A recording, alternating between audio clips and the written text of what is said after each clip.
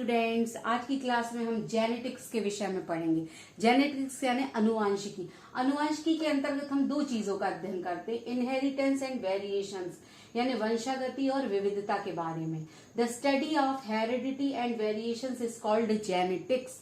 Heredity यानी क्या होता है, इनहेरिटेंस यानी क्या होता है कि जो एक जाति के जो लक्षण हैं जीवों के, वही उनके बच्चों में जाते हैं। जैसे कुत्ते का बच्चा कुत्ते के जैसा, बिल्ली के बच्चा बिल्ली के जैसा, मनुष्य का बच्चा मनुष्य के जैसा, तो ये कहलाती है वंशागति। और विविधता यानी क्या होता है, वेरिएशन। एक ही जाति के लोगों में आपस में जो अंतर होता है उसको वेरिएशन कहते हैं। जैसे कोई लंबा है, कोई छोटा है, कोई गोरा है, कोई काला है, ये विविधता है। तो इनके बारे में हम स्टडी करते हैं जेनेटिक्स में। तो जेनेटिक्स के बारे में सबसे पहले स्टडी किसने की है, मेंडल नाम के वैज्ञानिक ने। इनका नाम क्या था, ग्रेगर जॉन मेंडल। इन्होंने 1865 में एक पत्रिका प्रकाशित हुई, उसमें उनके नियम थे एक्सपेरिमेंट्स ऑफ प्लांट हाइब्रिडाइजेशन के नाम से। एक पत्रिका में इन्होंने अपने नियम बताए। लेकिन क्या हुआ कि उस समय के वैज्ञानिकों ने, उस समय इतना प्रचार प्रसार नहीं था, इतना मीडिया नहीं था, तो उनके नियम लोगों तक नहीं पहुंचे और लोगों ने उसे बहुत अच्छे से नहीं माना। लेकिन चूंकि इन्होंने सबसे पहले जेनेटिक्स के बारे में बताया, इसलिए इन्हें फादर ऑफ जेनेटिक्स या अनुवांशिकी का पिता भी कहते हैं। फिर क्या हुआ कि सन 1900 में तीन वैज्ञानिक थे, ह्यूगो डिब्रीज, कार्ल लॉरेंस और वॉन शेनमॉर्ट। इन तीनों ने क्या किया कि ये मेंडल के कार्यों की पुनः खोज की। इन्होंने इस बुक को फिर से पढ़ा, एक्सपेरिमेंट्स वही सब करके देखे, तो वैसे ही रिजल्ट निकले। तो उन्होंने इनके कार्यों की पुनः खोज की है, मेंडल के कार्यों की, सन 1900 में। तो मेंडल को ही हम फादर ऑफ जेनेटिक्स कहते हैं। इन्होंने क्या किया कि 14 वर्षों तक ये एक चर्च में पादरी रहे, फिर शिक्षक भी रहे, तो और एक किसान के पुत्र भी रहे। तो इन्होंने खेती से इनका बहुत लगाव था। तो जो मटर का पौधा होता है ना, मटर का पाइसम सेटाइवम, उस पर इन्होंने 14 वर्षों तक 10,000 प्रयोग करे और उसके बाद रिकॉर्ड रखा, अपना नियम बनाए, अपने जिनको हम लॉ ऑफ इनहेरिटेंस कहते हैं, वंशागति के नियम कहते हैं। तो अब इस पर बहुत सारे क्वेश्चंस एग्जाम में पूछे जाते हैं। जैसे कि मेंडल ने मटर के पौधे को, मटर ही को क्यों चुना उसने, और भी तो इतने पौधे, उसने इसलिए चुना कि मटर का पौधा जो है वो 1 वर्षीय है, बहुत जल्दी उसमें फल फूल आ जाते हैं। 1 साल, उसका जीवन चक्र बहुत छोटा है, 1 साल में ही उसमें फल फूल सब कुछ आ जाता है। फिर ये द्विलिंगी भी है, उसमें स्वपरागण भी हो सकता है, पर परागण भी हो सकता है। फिर 7 अलग अलग प्रकार के डिफरेंट कैरेक्टर्स, लक्षण भी उन्होंने देखे इसमें। तो ये सब कारण थे कि उन्होंने मटर के पौधे को ही चुना। फिर इनकी सफलता के क्या कारण है, भाई इनका एक्सपेरिमेंट इतने सफल हुए तो इन्होंने क्या कारण रहे। तो सबसे पहला कारण तो यही है कि इन्होंने मटर को ही चुना, भाई जिसका जीवन चक्र, लाइफ साइकिल बहुत छोटी है उसकी, 1 साल में जीवन की सारी अवस्थाएं आ जाती है उसकी। तो इन्होंने सबसे पहला कारण तो यही है। फिर इन्होंने क्या हुआ कि अपने जो मतलब एक्सपेरिमेंट्स करे ना, उनका रिकॉर्ड रखा, उनका जो सांख्यिकी विश्लेषण किया और एक बार में एक ही लक्षण का अध्ययन किया। तो इन्होंने क्या बहुत अच्छे से प्रयोग करे। ये सब इनकी सफलता के कारण है। ये 4 नंबर में पूछे जा सकते कि इन्होंने सफलता के क्या कारण है कि इन्होंने मटर को ही चुना, जीवन चक्र छोटा है, रिकॉर्ड रखा, सांख्यिकी विश्लेषण किया, एक बार में एक ही लक्षण को चुना।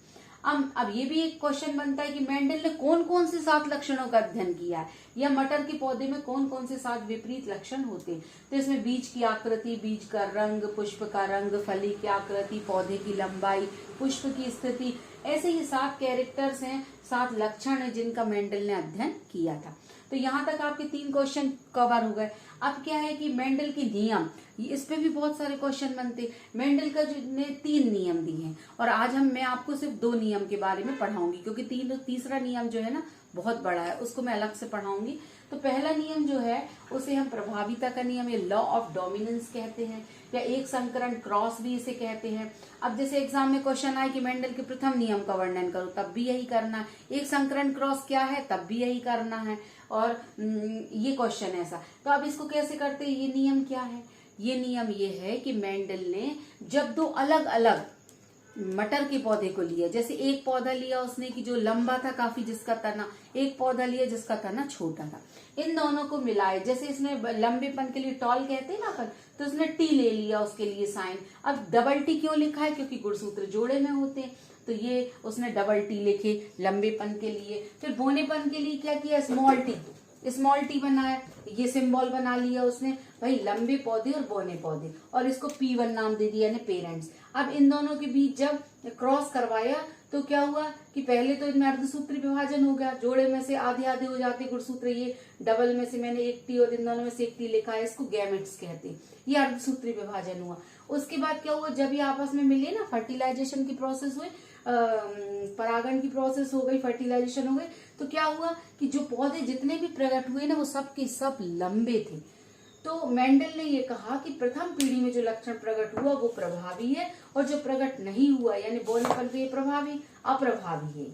ये क्या है, प्रभावी है और ये अप्रभावी है। तो मेंडल का पहला नियम क्या है कि यदि हम दो विपरीत लक्षणों के पौधों के बीच में क्रॉस करवाते हैं, हम पढ़ रहे हैं मेंडल के नियमों के विषय में। तो मेंडल ने जो पहला नियम दिया था प्रभाविता का नियम, उसके अनुसार यदि दो विपरीत लक्षण वाले पौधे, जैसे ये लंबे और बौने पौधे उसने लिए थे, दो विपरीत लक्षण वाले पौधों के मध्य संकरण करवाया जाए या क्रॉस करवाया जाए, तो प्रथम पीढ़ी में जो लक्षण प्रकट होता है उसे हम प्रभावी कहते हैं, और जो प्रकट नहीं होता है उसे हम अप्रभावी कहते हैं। उदाहरण के तौर पर ये बनाना है क्रॉस कि टीटी यानी कैपिटल टी मतलब टॉल पौधे, और ये जो स्मॉल टी डॉर्फ यानी बौने पौधे, इन दोनों को जब मिला के लगाया तो अर्धसूत्री विभाजन हुआ, इससे आधे आधे गैमेट ये बन गए, दोनों के मिलने से ये कॉम्बिनेशन बना, आधे गुणसूत्र इसके आए आधे इसके आए, लेकिन देखने में सारे पौधे लंबे हैं। तो ये लंबेपन का लक्षण प्रभावी और बौनेपन का अप्रभावी है। ये पहला नियम मेंडल का है।